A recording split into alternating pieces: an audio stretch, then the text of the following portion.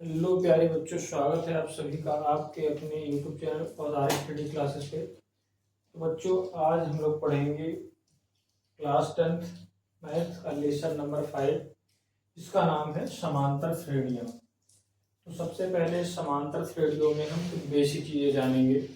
समांतर श्रेणियाँ होती क्या हैं, तो इसके लिए सबसे पहले कुछ बेसिक एग्जाम्पल लेकर इसको सीखना चाहेंगे।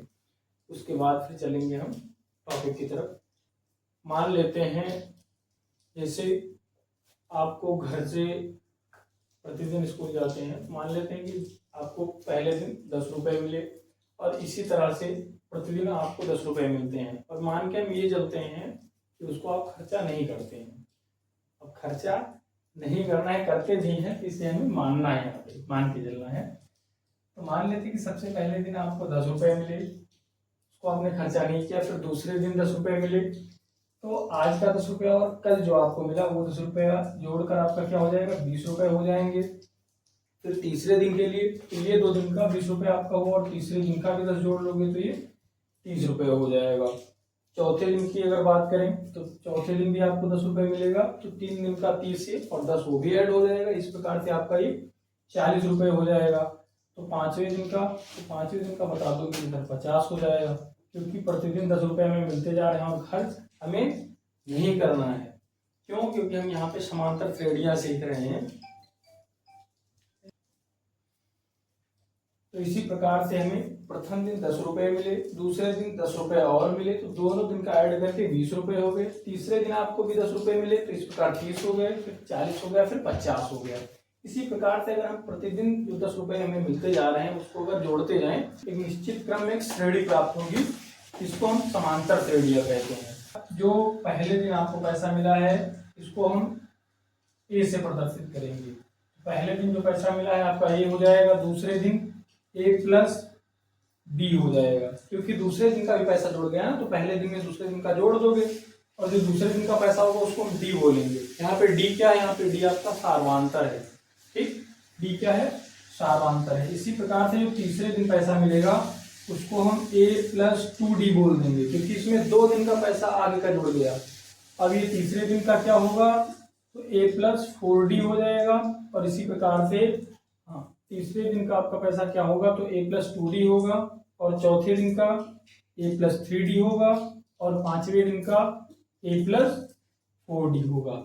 ये जो आपका 50 रुपये है ए प्लस 4D होगा, क्योंकि पहले दिन का ए था, दूसरे दिन हमें 10 और मिल गए, उसको हम जोड़ दिए, तो जो 10 जोड़ते जा रहे हैं प्रतिदिन का वो डी हो जाएगा, जिसको सार्वंतर बोलते हैं।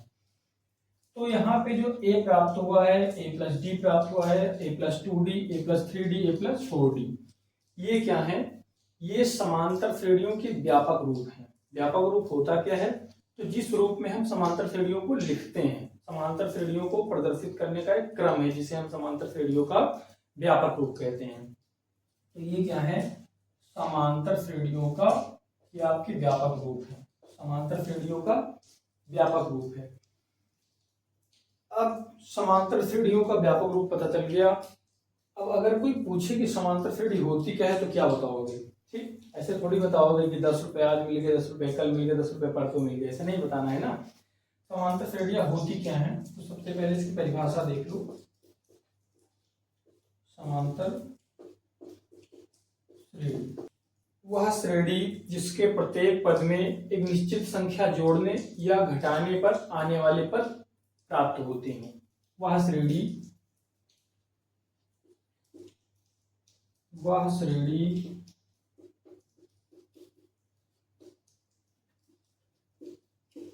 जिसके प्रत्येक पद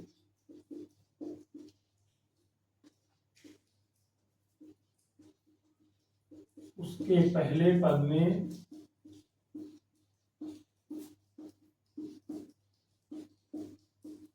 एक निश्चित संख्या जोड़ने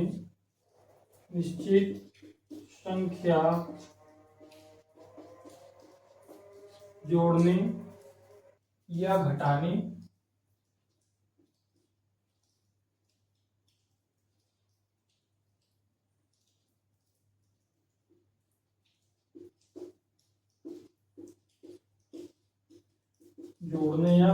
पर प्राप्त होते हो। प्राप्त होते हैं। तो समांतर श्रेणियां क्या होती हैं? वह श्रेणी जिसके प्रत्येक पद उसके पहले पद में एक निश्चित संख्या जोड़ने या घटाने पर प्राप्त होते हैं। जैसे सबसे पहले जो हम एग्जांपल लिए थे, तो पहला पद क्या था? 10 था, दूसरा पद 20, तीसरा पद 30, चौथा पद 40 और पांचवा पद 50 था। तो यहाँ पे 10 में प्रत्येक पद में हम 10-10 जोड़ते चले जा रहे हैं, एक निश्चित संख्या जोड़ते जा रहे हैं, जिससे हमें एक समांतर श्रेणी प्राप्त हो रही है। और इस समांतर श्रेणी को हम a, a plus D, a plus 2d, a plus 3d, a plus 4d ऐसे डॉट डॉट डॉट करके 10-10 आगे जोड़ते जाओगे, समांतर श्रेणी और भी प्राप्त होती चली जाएगी। ठीक, तो इस प्रकार जो समांतर श्रेणी प्राप्त हुई है, इसमें जो 10-10 का अंतर मिलता जा रहा है, इसको हम सार्वांतर बोलते हैं, जिसमें कॉमन डिफरेंस बोला जाता है। जो सार्वांतर है वो आपका 10 का है। तो ये आपकी समांतर श्रेणियां हो जाती हैं। समांतर श्रेणियां दो प्रकार की होती हैं। समांतर श्रेणी कितने प्रकार की होती है? दो प्रकार की। समांतर श्रेणियां दो प्रकार की होती है। कौन कौन सी? सबसे पहले होती है आपकी परिमित समांतर श्रेणी और दूसरी अपरिमित समांतर श्रेणी। परिमित समांतर श्रेणी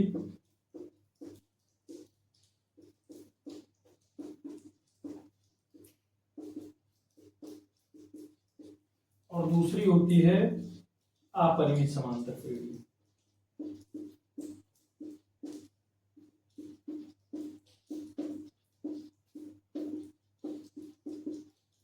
अपरिमित समांतर श्रेणी।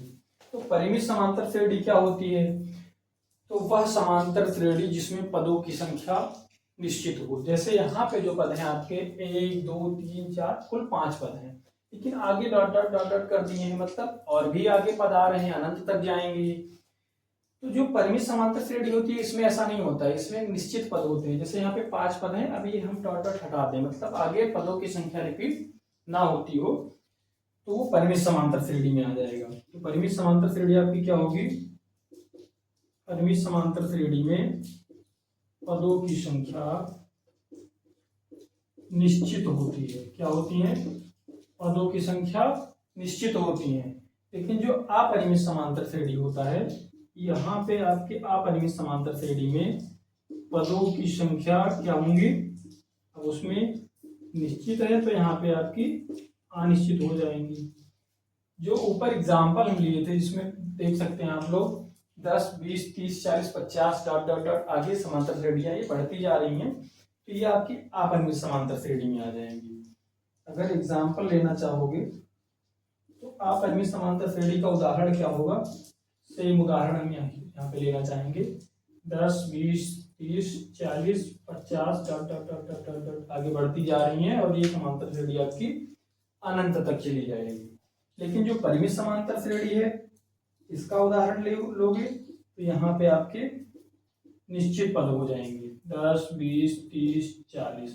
अब हम ये कुल 4 पद ले चुके हैं, यहाँ पे पदों की संख्या सीमित है, इसलिए परिमित समांतर श्रेणी हो जाएगी। ठीक, इसके बाद जानना चाहेंगे हम लोग सार्वांतर क्या होता है। इसके बाद जानेंगे सार्वांतर क्या होता है।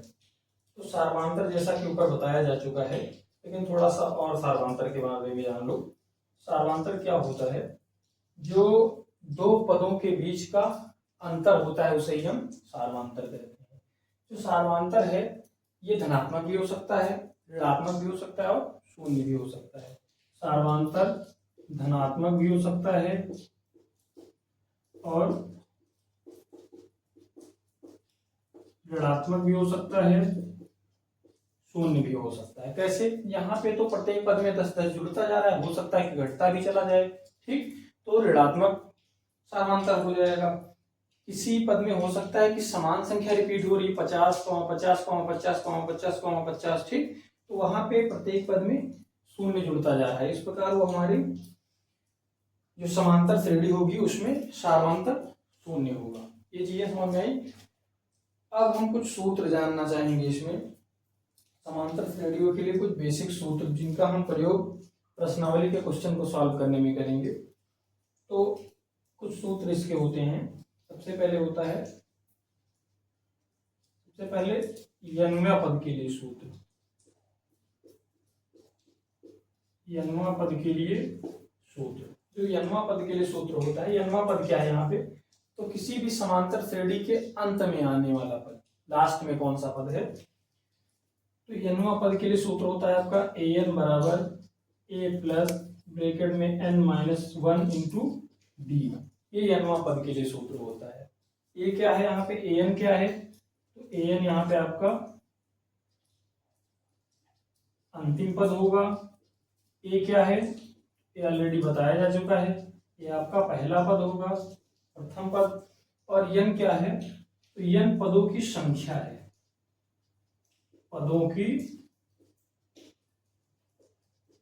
संख्या, यन आपकी पदों की संख्या है। डी क्या है, तो वही जिसके बारे में अभी हम लोग चर्चा कर रहे थे, सार्वधातुक, इसको कॉमन डिफरेंस बोलते हैं। ठीक, तो ये n वें पद के लिए सूत्र हो जाता है। एक फार्मूला और भी होता है, ये 2 से 3 सूत्र आपको याद करने होंगे इस लेसन में, और ज्यादा कुछ नहीं है, बस केवल 2 से 3 सूत्र ही हैं, और कुछ बेसिक चीजें हैं जो अगर आपको आ रही हैं तो इन 2 से 3 सूत्रों का प्रयोग करके पूरे लेसन को बहुत अच्छे तरीके से पढ़ सकते हो। तो दूसरा सूत्र आपका क्या है, दूसरा है n पदों का योग, इसको याद करना होगा। n पदों का योग, n पदों के योग के लिए सूत्र होता है Sn बराबर n बटे में 2 ब्रैकेट में 2a plus n-1 into D. n पदों के लिए योग के लिए सूत्र होता है Sn बराबर n बटे 2 ब्रैकेट में 2a plus n-1 into D. अब यहाँ पे इस सूत्र में हम थोड़ा सा चेंज ला सकते हैं। क्या चेंज ला सकते हैं, तो Sn बराबर n बटे में 2, ये जो ब्रैकेट में मान लिखा हुआ है 2a plus n-1 into D, अगर यहाँ ध्यान देंगे n वां पद के लिए जो सूत्र होता है, वहां पे सूत्र क्या लिखा हुआ है, an बराबर a plus n-1 into D.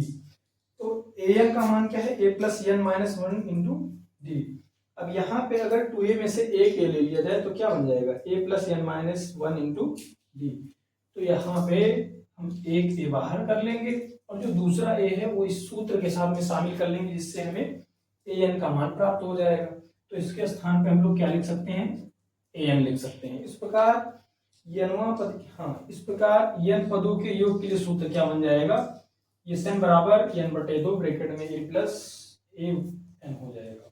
और जो पहला सूत्र था वो क्या था, Sn बराबर n बटे 2 ब्रैकेट में 2a plus n-1 into D. ये सूत्र दोनों आपके एक ही हैं। अगर हमें n वां पद दिया है तो ये सूत्र लगा सकते हैं, जिसमें कैलकुलेशन थोड़ा कम हो जाएगा। अगर अन्य पदों के मान दिए हैं, जैसे प्रथम पद, सार्वधातुक और n का मान दिया, तो आप ये सूत्र लगा सकते हैं। ठीक, तीसरा फार्मूला क्या है, प्रथम n धन पूर्णांकों का योग,